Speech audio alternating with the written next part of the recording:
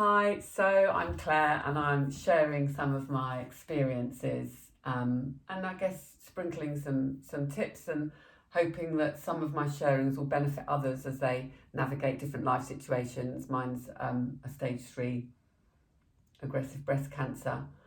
What I want to share today is just some meditations that I did during my treatment and how that really helped me and how powerful it was. And I will record them and I'll put them on my online platform, or maybe I'll share them on my blog eventually. I'm just recording as I'm going through at the moment. So that will come. But to share that, I had a lot of fear around chemotherapy. I had a lot of fear around having chemotherapy when I look back. And most of that fear came from reading alternative healing books from a young age. So I've always been into natural healing. I hadn't taken any medication for hardly anything since a child, apart from I had to have a few bits and pieces with childbirth, but always done natural first and medical absolutely if needed. My daughter was very ill. She had an autoimmune disease when she was 6, and she had, in the end, I needed to take her in for medical intervention, but I didn't give her, I probably gave her 50% of what they wanted to prescribe. I followed my truth. Again, that was actually a very moved me on my spiritual journey, that experience. And in fact, while it's coming to mind, I'll share it. So I've been going backwards and forwards for 6 months.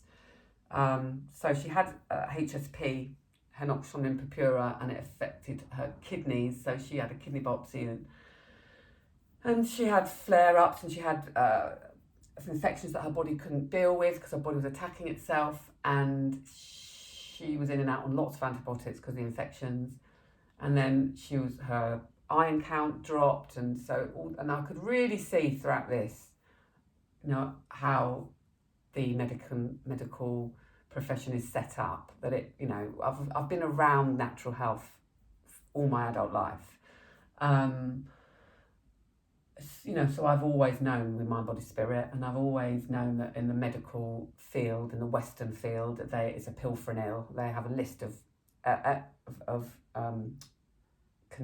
symptoms and then a pill to match, and it's that, and they treat everybody the same.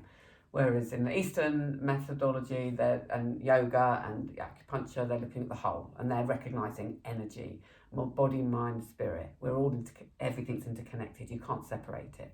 And what's affecting one is going to affect another.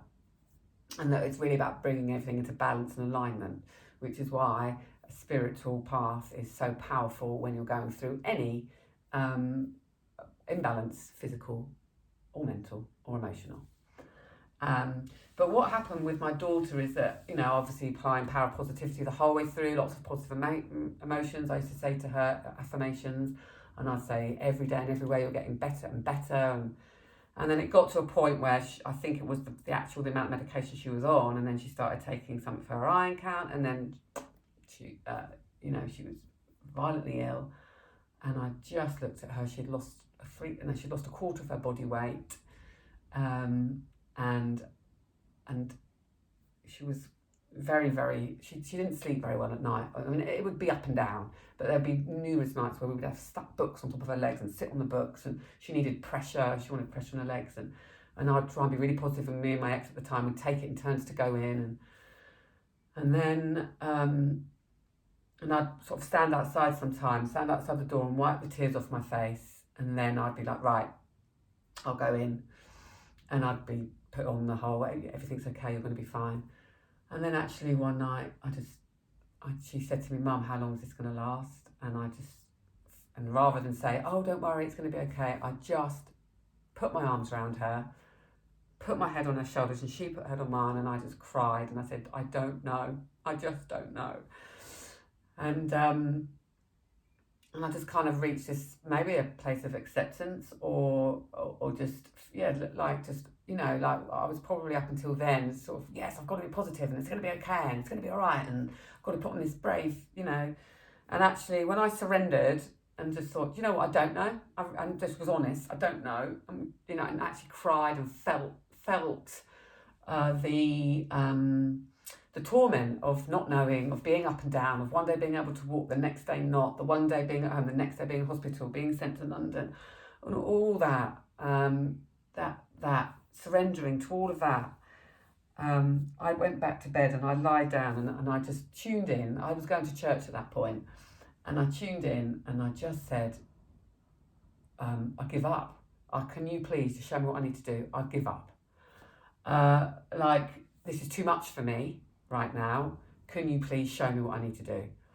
And because she was being violently ill, I called the hospital, and of course the first thing they wanted to do was take her in and give her more antibiotics, which involved intravenous, which she was getting to the point where every time a needle went near her, she was getting freaked out because she'd had that many blood tests, they were trying to find veins in her feet because all the ones in her hands and her arms had been used.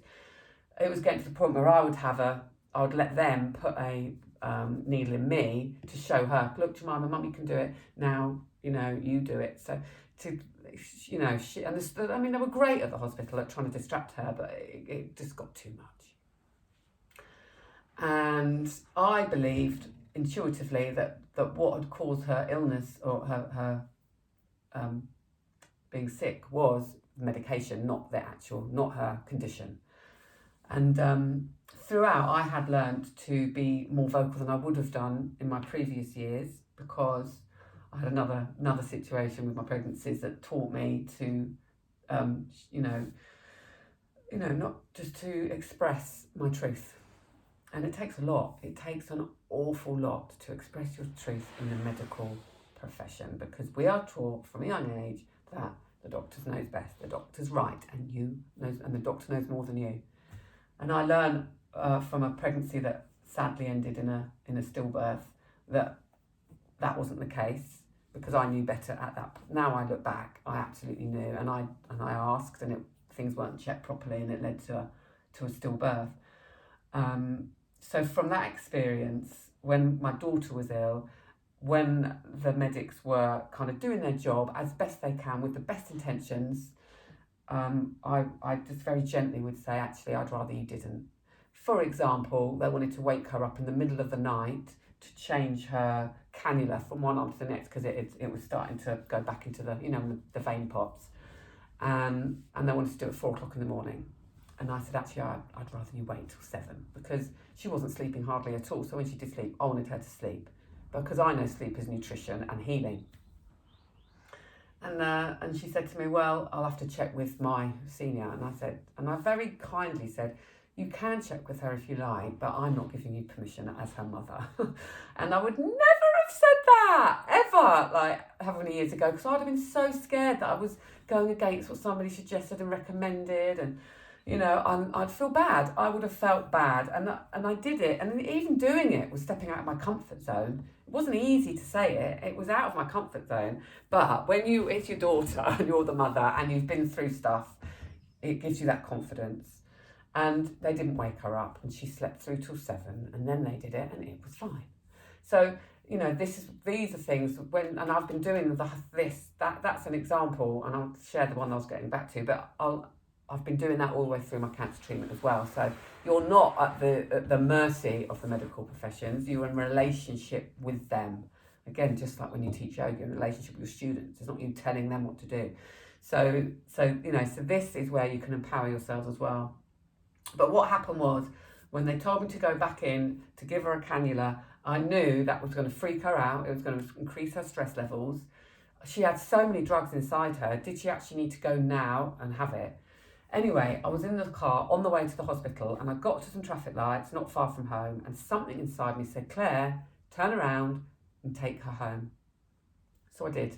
And that's probably my first experience of really following that inner voice, because, that's a lot of guts there. So I turned around, I went home, I put her in the garden. It was a sunny day, stripped off her vest, let the sun get on her, took her off all her medication, and followed my intuition. And I just was drip feeding her through a syringe a tiny bit of water, just a drip, just to give her a bit of hydration, nothing else. And then when she was tolerating water, which she wasn't before, I started giving her a tiddly-widdly drip of, I think it was one of the antibiotics that they wanted to give her intravenously, and I had some at home, orally, just a little drip, just to give her a bit of protection. Can't remember. And then she was on steroids at that point as well, which we'd held off for as long as possible. And I think I might have given her a tiddly bit of steroids, but again, and just spaced out. Actually, I didn't start medication first. It was water and then curd and rice, because I know from my experiences travelling in India when I was younger, that if you ever get any kind of diarrhoea, then to not have anything to eat first, flush it through 24 hours, and then have curd and rice or kefir, and it helps with the bacteria balance and restores the gut lining. And that has always worked for me since. I experienced that in my early 20s. That was a Ayurvedic doctor I went to. I did have herbs as well. But that's why, again, the Western idea is to block up when you've got constipation, which is ludicrous, because your body's trying to get rid of stuff for a reason. So you want to flush it out. And by not eating, you are starving your bad bacteria. So again, there's another myth for another video on, you've got to eat whatever you like, keep your energy levels up. No, if you get constipation, curd and rice. In fact, during my chemo, my high dose chemo, I didn't need to starve myself. I just had the curd and rice and it went straight away. But probably because it wasn't due to an illness that I had it was a side effect. But anyway, I went home that day. I drip fed a tiny bit of water. She held that down. Then there was tiny bit of curd and rice, like a spoonful, that held down. Then when maybe the next day, I probably left it at least a day, I did a tiny bit of syringing with a tiny few little medications that I felt were important. Didn't give her the medication for her low iron, because I thought that was what probably really instigated the illness, the being sick. Then I never put her back on prednisolone, which they wanted her to be on for 2 years, because I just intuitively didn't feel she needed it. And then I weaned her off the steroids that she was on, and she never went back. She never went back into hospital again from that day. She was weaned off the steroids. That was it. She never had more antibiotics, and she never had the iodine, the stuff for her low iron. She never went back into hospital. And maybe that was the breakdown before the breakthrough. I'm sure, but I listened to my intuition. If I'd gone back in and put her on more intravenous, then that might have triggered more of the gut thing. Then she might have been more sick, and then the body's not able to cope. The body needs to heal. The body needs rest. So that was an example of speaking my truth, tuning into my intuition. And I guess that experience has then given me the confidence to express myself and my truth alongside other people that are in their profession, because people make mistakes. We're all human. So going back to the whole thing of being imperfection, we are perfect and whole at our centre, but most of us are living out of that alignment. So we're not perfect, and we make mistakes, and we get tired, or we get bored in our job, so then we don't pay enough attention, or when we're going through a diagnosis of any description, the power lies within us. I've had to. I've emailed my oncologist a couple of times to clarify a few things. I felt there was a bit of two people saying different things at one point, so I wanted clarification on that. I've asked questions at every single book appointment I've ever had. I go in with questions. I've had a friend that was taking notes or writing them down, or I've recorded them, just so that not in a controlling way. I want to be informed so I can make my decisions, and then when I go into my decisions, I am committing. So I've completely gone off tangent, but the point that I was talking about meditations, wasn't I? So I had that experience with my daughter. So I knew that I had an experience about, medication not always being the wisest route, let's just say. So I had that story in my head, and I've been reading alternative books all since my early 20s.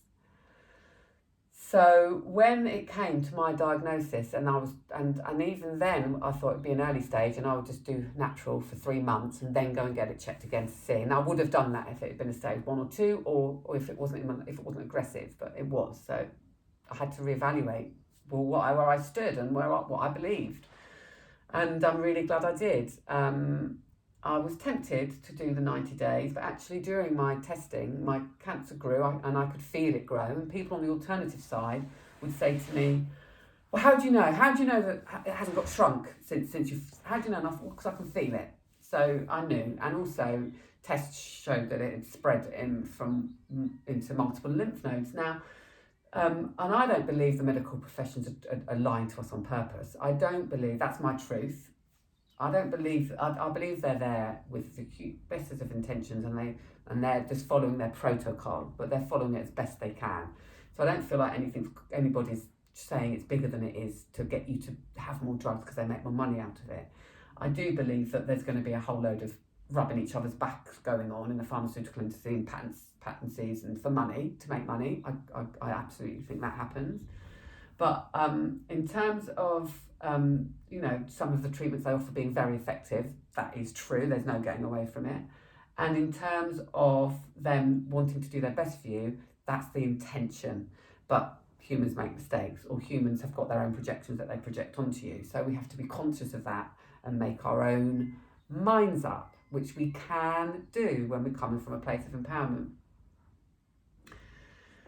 So I'd started detoxing, juicing, thinking I was going to do it naturally, but then actually as the test results kept coming in and I could feel my lump growing, I took the decision to go to have chemotherapy. And I didn't take that decision lightly. I went to see my counsellor that I'd seen during my divorce, who was she's an intuitive spiritual counsellor, and I had a journey therapy, and I tuned in. Above all, I tuned in. So you can, and I asked as well. I got one of my best friends I'm very lucky, is a master's in nutrition and a chronic hydrotherapist, and has treated a lot of people that are going through cancer.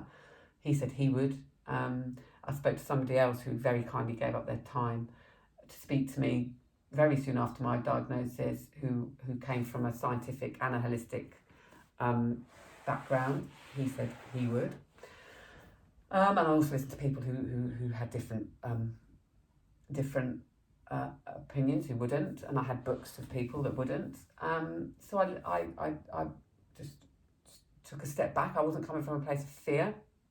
I was looking at all the different information. I was going on sites like Chris Cured Cancer, I think it's called. There's loads of information about how you can do things that, outside of the medical offerings. But I decided, I offered it up and I made my own choice. And I went in to my first round of chemotherapy. I was a bit apprehensive because of all the projections. That's what gave me more fear than anything else, was because of what I'd read in the alternative books as much as anything else, I have to say. So now for me, I believe some of the alternative books can be unhelpful in the way they're written, because I think that they are very fear-producing of conventional treatments, and I don't think that's helpful.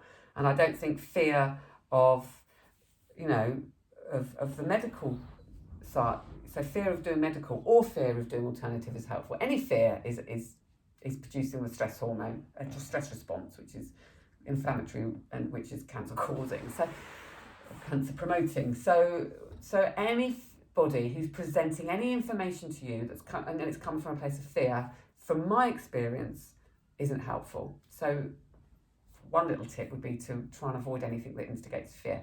Anybody that's giving you information that's helping you make an informed decision is very empowering. That's why I like the New Medicine from Patrick Kingsley, because he's medically trained. He now treats, or he's not treating anymore, but when he did, he was treating from a holistic perspective, but he had many years medical experience. But he was very much, here's the information, but it's up to you to choose. Here's some tips that might help you to choose, but it's your choice. That to me is very helpful and very empowering. But some of the things I've read in alternative books that's really slate the medical professions and really put it down and really describe the torment that you go through, I don't think can be very helpful, because for me, all I can do is share my experience, and my experience is that, first of all, my high-dose chemo was nothing like I thought it was going to be because of the projections, and all the other stuff since has been a breeze, literally. But I've done a lot to support that experience, and you can too. That's where I'm coming from. And obviously that isn't everybody's experience, and I have great compassion for that. But anyway, So I had to get my head around the chemotherapy. It wasn't something I wanted to have. But I know that in order to heal, you have to practice non-inner resistance. If you resist anything, it's not going to work and it's not going to be helpful. So once I had my counselling session and I had talked it through, and I did my meditation, and I felt that I needed to just to go with it and see what happened. So I didn't go into it thinking I have to have all 6 rounds. I went into it thinking I'll have a round and see. And I think that was really helpful, because, you know, we're not going in with our hands tied around our backs. It's up to us, and we can choose. So I went in, but I did a healing meditation. I did a before and after meditation, and that was really helpful for me. So before I went in for my chemotherapy, I went into a meditation. I would visualise healing light in all my body. I keep visualising love hearts in my boobs all the time. I still do now. That's ever since my diagnosis. It's just, I'm walking around with it all the time. It's just happened. So that just comes in, love hearts, pink love hearts, pouring out. But I would connect, and I would ask for my good self to be protected. I would just say that I would connect with a heart of gratitude for the treatment, and trust that it was going to work and do and have maximal benefits.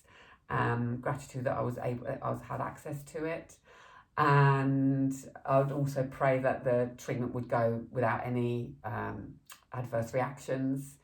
So I pray for some strength, and and then I would visualize healing light. I would visualize the chemotherapy working, healing, and just letting go of anything that's no longer serving me on a physical, spiritual, and mental level, emotional. So I'd see it as a way of just getting rid of anything in my body that doesn't need to be there anymore, and letting it go with kindness. And I think that's really important. So I wasn't going in with this idea that I'm fighting anything. I wasn't resisting the treatment. I wasn't going in thinking I've got to have it. I wasn't feeling sorry for myself. I was going in thinking I have the choice to have it or not. I've done my research. I've talked it through with a counsellor. I've done a meditation, and it actually feels, for me, with my particular diagnosis, I feel like it's something that I should try. But I was still a bit apprehensive the first one, even with the meditation, because you don't know how your body's going to respond. But I went in with that attitude, and it did go very well. And it was there for 9 hours. It's a long time, and 4 different types of bags going through me with a flush in between, with the high dose. I was on the highest dose steroids that they give anybody. I was on carboplatinum, I can't remember the other one, docetaxel, plus 2 immunotherapies, flushed in between. Anyway. So it all went, and so that then increased my confidence for the next round. So I went into my next round feeling less fearful. Well, in fact, I dropped any fear, because the first one I didn't have any reactions, and I'd learnt from the first round. So I had a few side effects. I had more side effects after my first round than any of the others, and I believe it's because I listened into my body. What did I need to tweak to what I was doing to support it? And I did that, and then so this whole myth around every round gets worse wasn't true for me. I think that's because I was doing so much to support my body and then listening to my body to tweak it.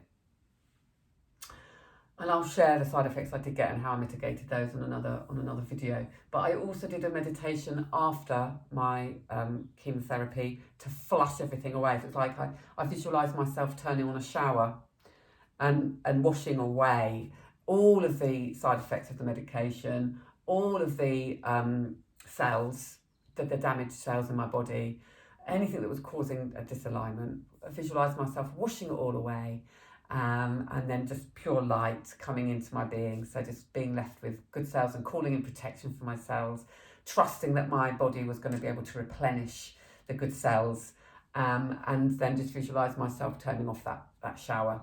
So that really, really worked for me. It made me feel good. And I will share those videos. I'll record myself, actually. I'll record those meditations, and I can put them on my platform or share them. And then I did, in my radiotherapy, during my radiotherapy, I would just close my eyes, and again, I would call in protection, sort of bubble my healthy cells. Actually, the idea is I don't actually have cancer anymore, so this is and I really, really wasn't going to have radiotherapy. If I'd had a complete pathological response, I definitely wouldn't. But because they've got this new protocol that my oncologist agreed for me to be able to have, which was 5 doses instead of 15, I kind of felt, and I tuned in, and my inner voice said to cover myself. I thought, okay, I'll go with it. And so I called in protection, visualised but also underneath I had a tone that I don't really need it, but my body's kind of have it as a security measure, as an extra layer of protection moving forwards. And that felt, and I just was in my zone, and it feels great. I've really felt like I was offering some protection whilst I was having the treatment, obviously, especially for the lungs, and just visualised healing. So, pure light and healing, and that really helped to center me and ground me during those treatments. In fact, I've got my last one coming up soon. So I'll try and vocalise that meditation as well. So it might be something you like to do if you're in the same position. So the power of meditation, and what I've learned through my experience is the power or the importance of keeping an open mind, because my experience in India, going to using Ayurvedic, and how effective that was and how amazing I felt after that, versus having the drugs that the medical people, that the Western world give you for diarrhea, where you block yourself up. That just came back 3 days later worse. But the Ayurvedic treatment healed the whole, and I felt amazing afterwards. Then obviously I've had the experience with one of my labours, which led to a stillborn, and that was me. I knew that was something to do with my cervix, and I even asked them to check it, but it wasn't checked properly. It led to a stillbirth, and so that was obviously part of my journey, and that I fully accept that's led me to where I am now and part of my experience. But it's helped. It's also enabled me to have more, to move me a little bit more towards using my power. But that's another example of how I was out of my alignment, not fully in my power. And then I had the experience with my daughter being very poorly, and that really then where I was more in my power because of my experience with my labour, and then speaking my truth more through that, and how she didn't need to have all the medication that they wanted her to be on. And now so obviously I was very, very natural all the way through. But what this cancer has taught me is that every situation is different, and you apply your own discernment according to the situation that you're in, and you use your own discernment. So I am pleased with the decision I've made to go ahead and have it. And in fact, the further along my journey, the more pleased I am, and the things that I've read and the stories that I'm hearing. So it was in my alignment to do that, and it just feels really liberating to finally feel so strong in that decision that I made. If I was to go back again, I might not have the fifth round, and I'd probably stopped at 4 rounds and then moved on to the low dose. No, but I didn't know that, and I believe then that happened for a reason. But I certainly don't regret not having the 6th round, even though I didn't have a complete pathological response. I really believe that. I believe that residue was going to be there. I believe that was a stubborn that had become resistant, and it's obviously been taken out now, but that's why I've felt like I've needed to just have a little bit of extra coverage. But I'm doing that with all my natural healing side as well. So, in yoga, they talk about having a flexible body and a flexible mind. And I think that me having chemotherapy is one of the ways in which I have been more flexible in my mind. And that feels right for me. So that was a very long description of 4 very short meditations I did in my treatments. So I will be sharing those, but just wanted to say the power of meditation, and then I guess I've also that's led me on to the power of tuning in and listening to yourselves, but at the same time keeping an open mind. These are everything's working in synergy. It's not there isn't just one way or one path or one right way. And what might be right for you one day might not feel right for you the next day, and that is fine. It's okay to change your mind. You don't have to take all 6 rounds. You don't have to, you don't have to do everything naturally. It's okay if you decide to start naturally and then go to and have a bit of the medication. It's okay to think, I don't want to touch any of the natural stuff, I only want medication. You're all on your own paths, but it's given permission. And and that comes when you're in your own power, you are more aligned, then you stay in your truth more, and that is what's right for you. And don't let anybody else tell you what's right or what's wrong. Ask for advice if you want it, and take on board that information, and then use your own discernment and tune in what's feeling right for you.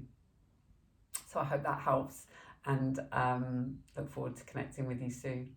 Lots of love.